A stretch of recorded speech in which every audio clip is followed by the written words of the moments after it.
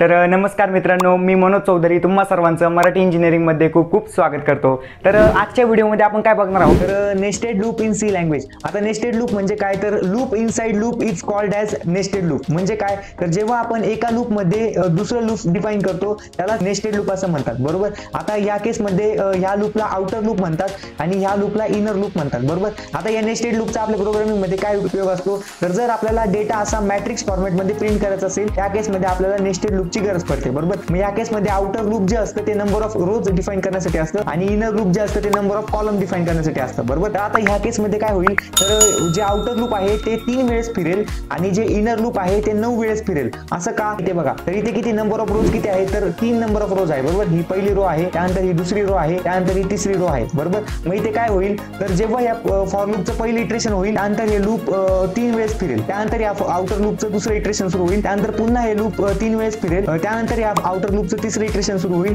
त्यानंतर पुन्हा हे लूप 3 वेळेस फिरेल आणि मग याची कंडिशन 3 इटरेशन झाल्यानंतर याची कंडिशन फॉल्स होईल। कारण इथे आपण काय कंडिशन दिलेली आहे तर आय जोपर्यंत 3 पेक्षा कमी किंवा इक्वल होत नाही तोपर्यंतच हे आउटर लूप फिरलं पाहिजे, बरोबर। आणि हे आउटर लूपचा एंड होताच इनर लूपचं पण एंड होऊन जातो। म्हणून इथे काय होईल प्रत्येक आउटर लूपच्या इटरेशनला हे लूप जे असेल ते 3 वेळेस फिरेल, बरोबर। आता ते कसं होईल तर हे बघा, इथे नंबर ऑफ रोज किती आहे तर 3 आहे। मग इथे काय झालं, इथे आय वरती आपण 1 असाइन केला, बरोबर। त्यानंतर इथे कंडिशन चेक झाली की i less than or equal to 3 आहे का, मतलब इक्वल नाहीये पण लहान आहे म्हणून ही कंडिशन ट्रू झाली, बरोबर। मग इथे आपण आलो, मग आता इथे काय झालं तर जे नावाच्या व्हेरिएबल वरती 1 असाइन केला, त्यानंतर इथे पुन्हा जे लेस दॅन इक्वल टू 3, बरोबर। मग इथे तो इक्वल नाहीये पण लेस असल्यामुळे हे पुन्हा प्रिंट होईल, बरोबर। मग आता इथे त्यानंतर जे प्लस प्लस झाला, मग इथे आता जे ची व्हॅल्यू किती झाली तर 2 झाली, त्यानंतर मग इथे पुन्हा ते प्रिंट झालं आणि इथे पुन्हा ते प्लस प्लस झालं म्हणजे इथे जे ची व्हॅल्यू किती झाली तर 3 झाली। मग आता इथे कंडिशन चेक झाली की जे 3 less than or equal to 3 condition true आहे का, बरोबर। आता लेस नाहीये पण इक्वल आहे त्यामुळे कंडिशन ट्रू आहे म्हणून पुन्हा हे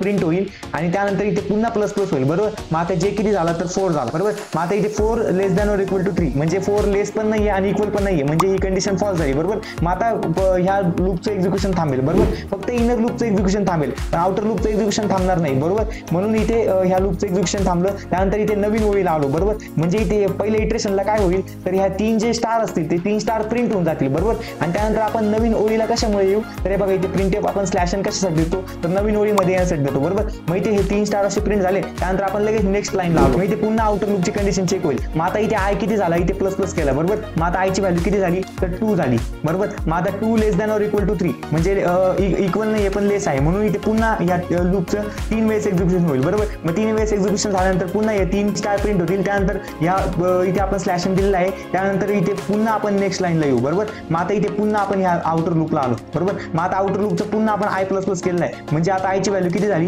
तर 3 झाली। मग इथे पुन्हा कंडिशन चेक होईल की 3 लेस दॅन 3 कंडिशन ट्रू आहे का, मग ट्रू आहे, बरोबर। मग इथे पुन्हा हे लूप 3 वेळेस फिरेल म्हणजे हे 3 स्टार प्रिंट होतील, बरोबर। आणि त्यानंतर मग इथे पुन्हा आपण नवीन ओळीला येऊ, बरोबर। मग इथून हे प्रिंट झाल्यानंतर आपण असं नेक्स्ट लाईनला येऊ, पण इथे आता काय झालं की आय पुन्हा प्लस प्लस झाला, बरोबर। मग आता आय ची व्हॅल्यू किती झाली तर 4 झाली, बरोबर। मग आता इथे कंडिशन पुन्हा चेक झाली की 4 लेस दॅन ऑर इक्वल टू 3 म्हणजे आय आता 4 हा लहान पण नाहीये आणि इक्वल पण नाहीये, बरोबर। म्हणजे ही कंडिशन आउटर लूपची कंडिशन फॉल्स झाली, बरोबर। मग आता आउटर लूपची कंडिशन फॉल्स झाल्यामुळे हे पूर्ण दोन्हीच्या दोन्ही लूप स्टॉप होऊन जातील आणि आपलं आउटपुट असं बरोबर येईल, बरोबर। आता आपलं आउटपुट येतंय का नाही ते बघू आपण। तर हे बघा आपलं प्रॉपर आउटपुट आलेलं आहे। तर अशाच व्हिडिओ बघण्यासाठी लाईक आणि सबस्क्राईब करा आणि प्रोग्रामिंग लँग्वेज डिटेलमध्ये शिकायची असल्यास मराठी इंजिनिअरिंग YouTube चॅनलला